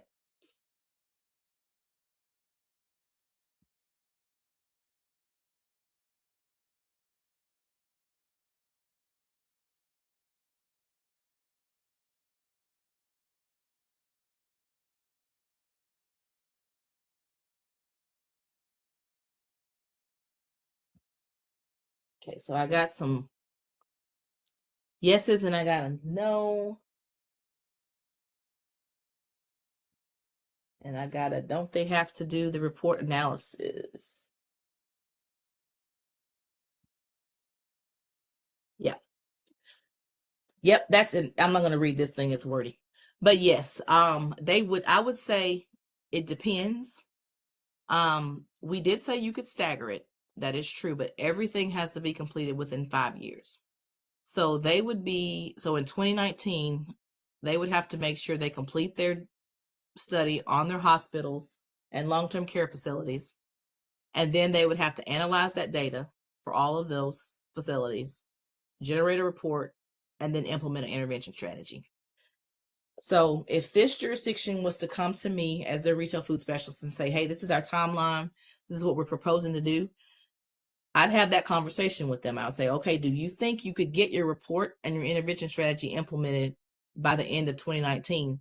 Because when the next year comes, 2020 comes, they got to start all over again. Because you have to do it every 60 months or every 5 years. So that may be a little tight to me. It's doable, but if they don't do the report analysis and the intervention strategy, they still will not meet the standard. Just doing the risk factor study is one portion of it, if that makes sense. Good discussion on that one.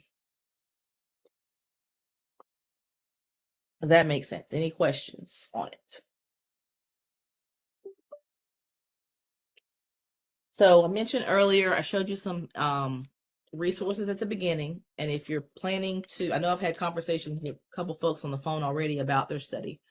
Please reach out. I can help you with goals. I can help you with how to start. I can help you with, like I said, we can do that workshop to kind of show you more ins and outs of, you know, how you come up with the confidence intervals. How do you know how many inspections you have to take? What your schedule should look like, things like that. If you want to mirror FDA's form, we can get you access to those forms. We can also get you into Food Shield. There's an online database for Food Shield that is cumbersome, but some people like to use it. Some people will pull their own data. We give you examples of collection, sample forms, marketing instructions, and all that. So, and if you're not, if you want to use our database, I can get you access to that too. But like I say, if you've got an online database now and you're planning to use your own inspection form, you won't need access to Food Shield, if that makes sense. So now I'm going to stop sharing this and I want to see what questions y'all have on Standard 9. So I'm sure there are a lot. Let me go back through chat real quick.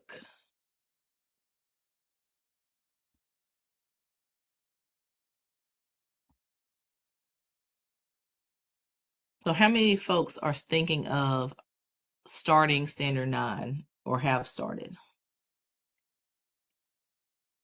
Or have done one? Have you done your data collection yet?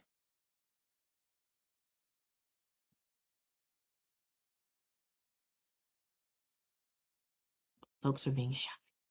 Kenya, I'll just start off and just say that Air Office is looking at the potential to do a statewide risk factor study using air inspection data that the local health districts that use their ed or our health space database. And so Air Office, along with their Division of Data Management and Improvement, DEMPI, are looking at a way to try to do that to see if there's a way to do it for the entire state and then possibly provide a template for local health districts to then be able to kind of segment out their districts data at kind of a smaller level. So we are looking at doing that and doing an initial capture of data just to see what we can gain from that. Nice. Good. Yeah, no, we talked about that earlier, and I think that's great. And any resource like that, I think will be helpful to folks, as you can see that it was already done like at the state level, and that will help you all too as you do your individuals jurisdictional risk factor studies. And then you can compare it even to what the state found in theirs. So that's a good idea, good start.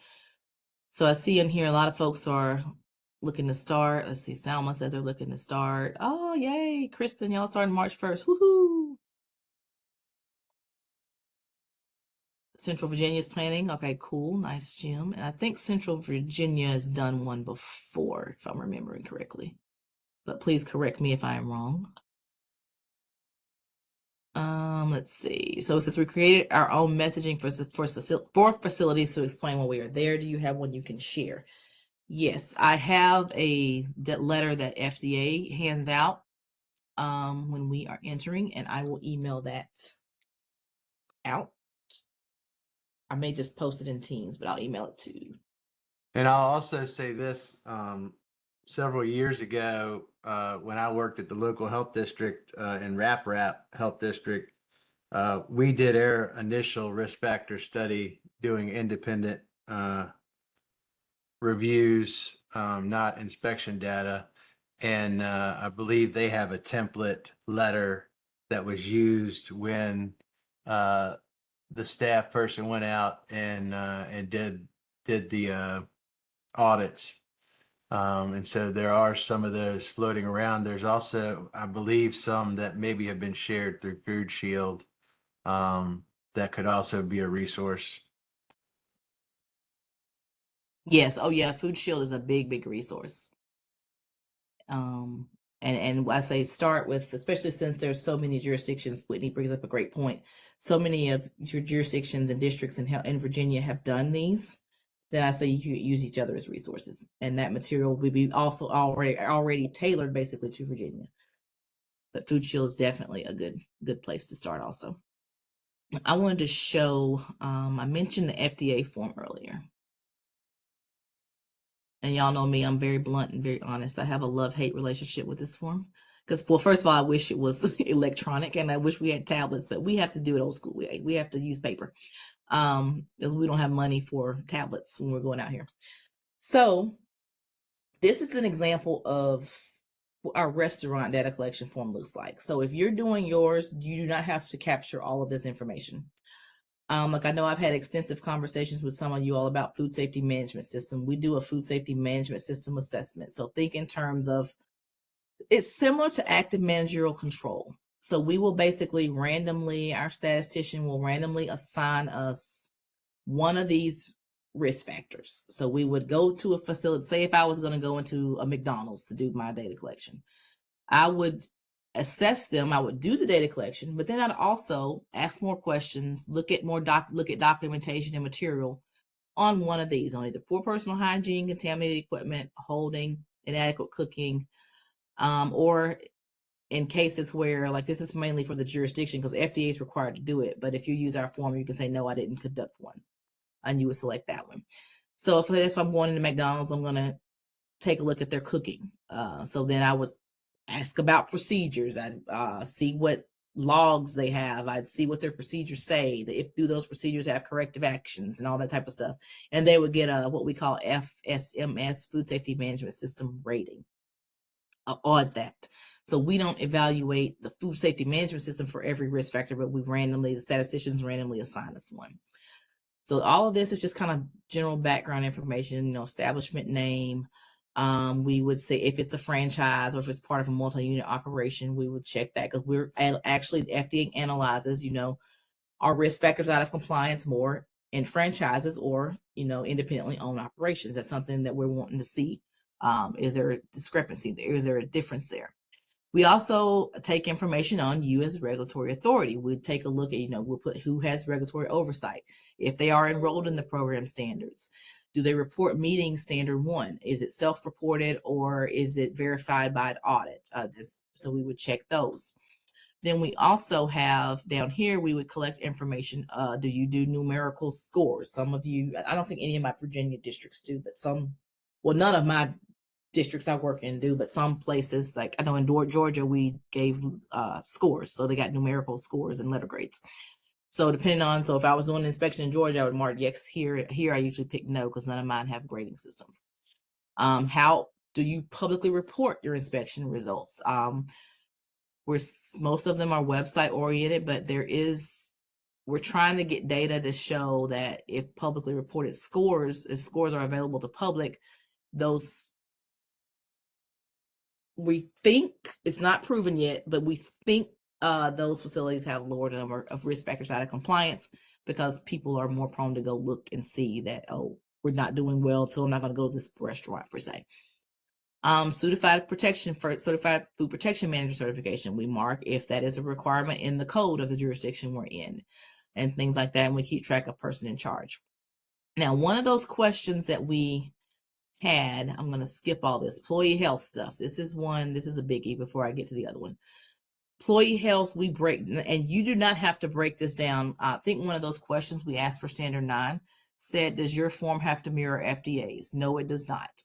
But I wanted to show you how FDA's break theirs down because we want to get data points on like too much probably that we don't need, but we want to get it, see how far it goes. Employee health is one that we break down tremendously. For example, we go into a facility, one of the things we're looking to see if we see anybody with any of those symptoms. Is anybody, running to the bathroom often, or do they have vomiting or diarrhea? Do we have someone with a sore throat?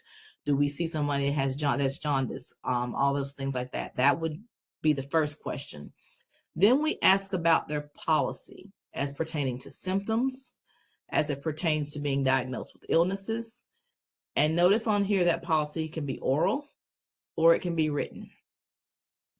So if they can tell me their policy, if they can tell me the symptoms without referring to something, that's oral. If they have it written down and they show me, then they'll get written here.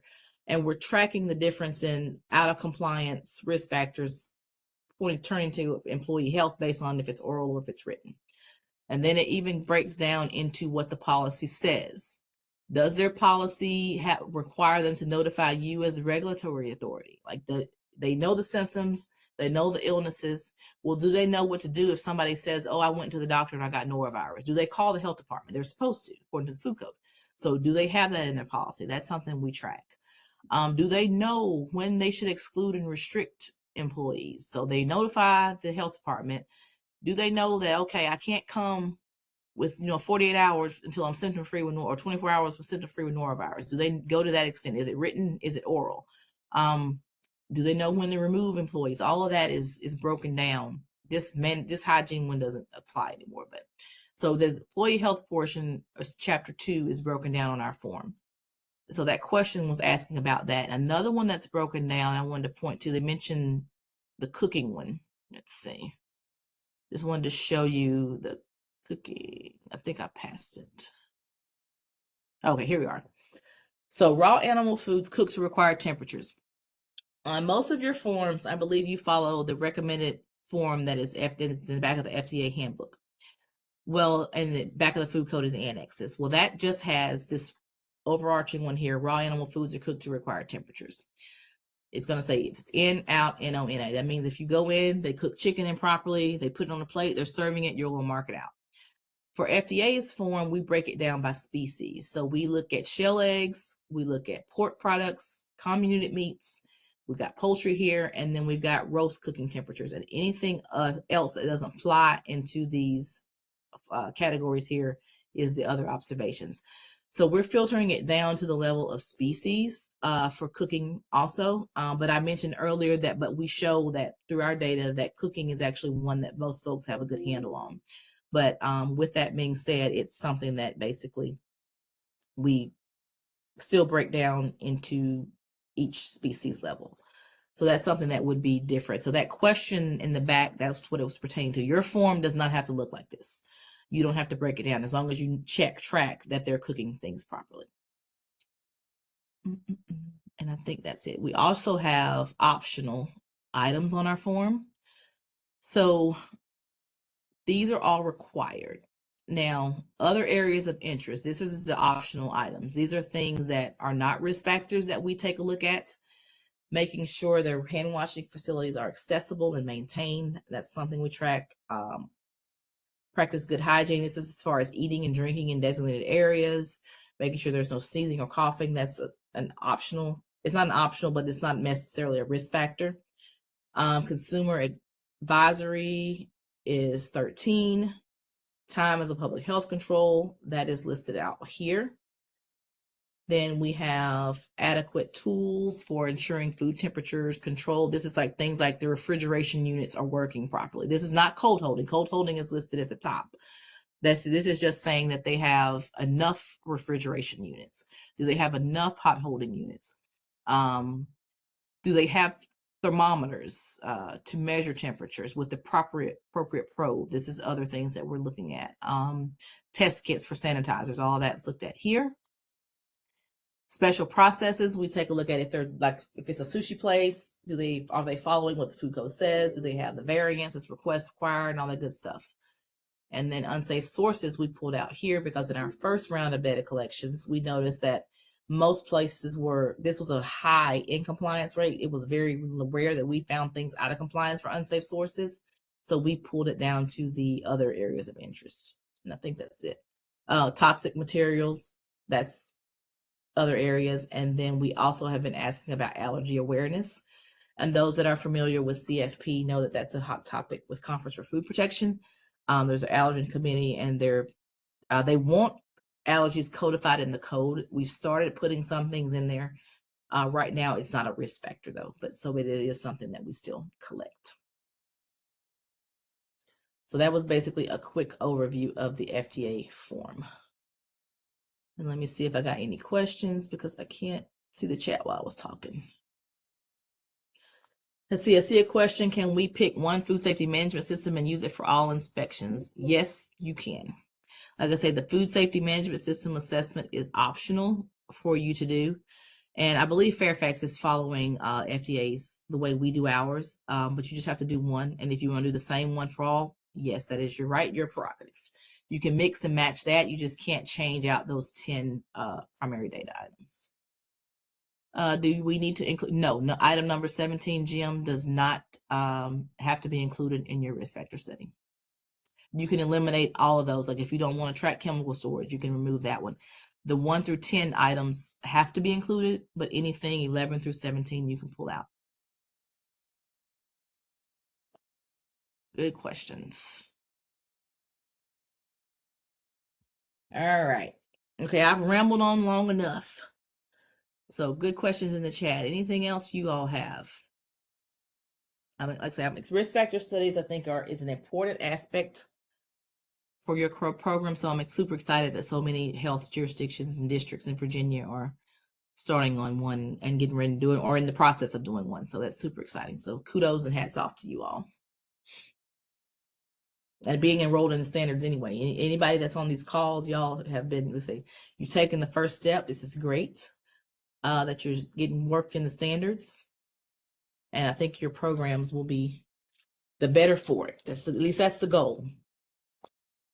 Hey, Kenya, I have one question that I wanted to throw out there that we don't always hear about is, with the intervention strategies, does the FDA have like some sort of repository or something that we could reference to see what other jurisdictions might have done to kind of improve, how we think about those and stuff that we could do as an intervention strategy, just putting ideas out there?